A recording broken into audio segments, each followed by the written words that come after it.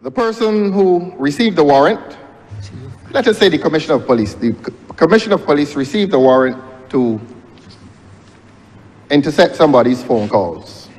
And I'm going to speak in plain language. Plain language, because that is what this is about, and the public must not be distracted by all the fancy terms about wiretapping and interception. This is about invading people's private telephone calls. Permit me to read again, sir, since you were interrupted. The report under subsection 1 shall also be submitted to the Independent Monitoring Commission for monitoring and assessment purposes. Now here is the Commissioner of Police, for example, giving a report to the court as to the progress of the phone tapping. Here is section 13, subsection 2,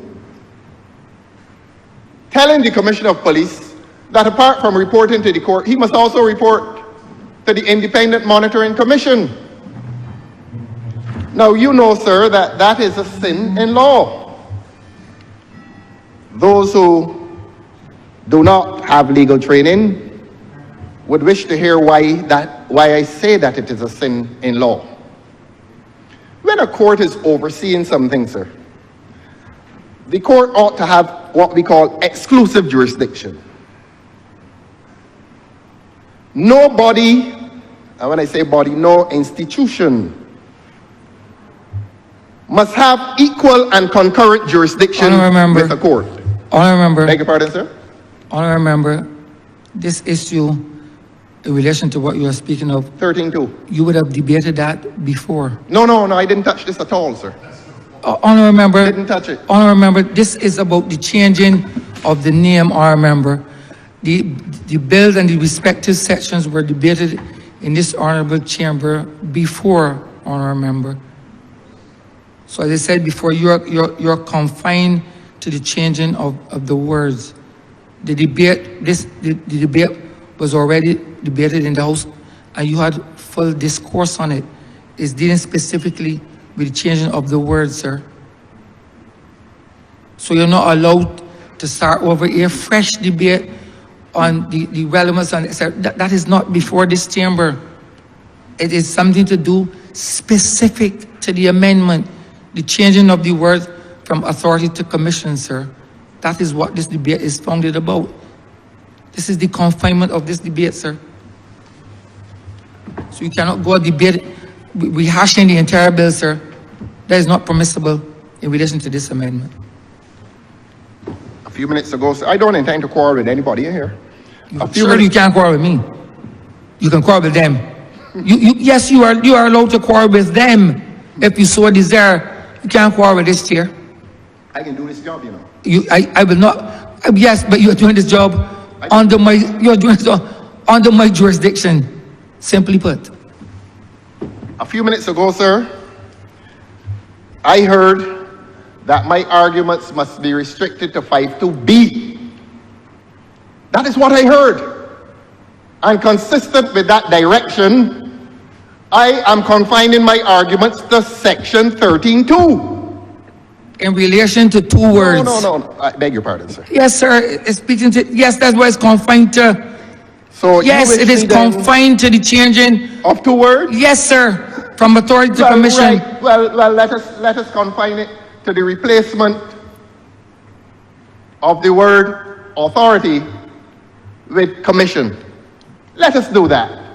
And let us tell the public that the report was not intended to be given to an authority. It was intended to be given to a commission. And we are saying that a report must not be given to a commission when it has also been given to a court. Is that not allowed to be said? Must not the public know what these amendments are about? Must the public now be left to believe that these amendments merely concern themselves with one word being substituted for another, or is the public entitled to hear why? Is not the public entitled to hear that a report goes to the court? Fine, it goes to the report. But the public is entitled to hear that it also, a similar, an identical report goes to a body called a commission, which must now be regarded as competing with a court. We call that equal and concurrent jurisdiction, and it is against the law. It undermines the independence of the judiciary. No reporting that is done to a court can be done to any body which is inferior to a court. That's the point, and you know the law, sir. Don't let them mislead you. You can't either. I remember, neither can you. Continue, I remember. Talking good law here today. Who don't want to listen, don't listen. Go in your room there, y'all go in and drink rum. I remember. Please have that. I remember, withdraw that statement. I remember. I withdraw it, sir. I'm entitled, sir, to deal with section 13.2.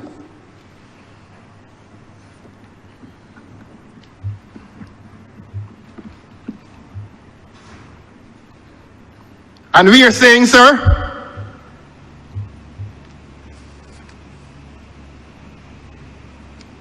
that when this is amended to give authority to a functionary to report to a commission, it is given to that inferior body jurisdiction that is equal and concurrent with that of a court, and it is therefore unconstitutional in that it undermines the independence of the judiciary. And one of the elements, the quintessential elements of judicial function and office, is that it must be independent, and there must be no body that competes with the authority of the court, the jurisdiction of the court. Here we have an act of parliament at section 13.2, which is given to something called an independent monitoring commission authority that is concurrent and equal to that of a court. That is a constitutional sin. It must not happen. This legislation trespasses on good constitutional law. It is wrong. They must remove it. And that's why we've repeatedly called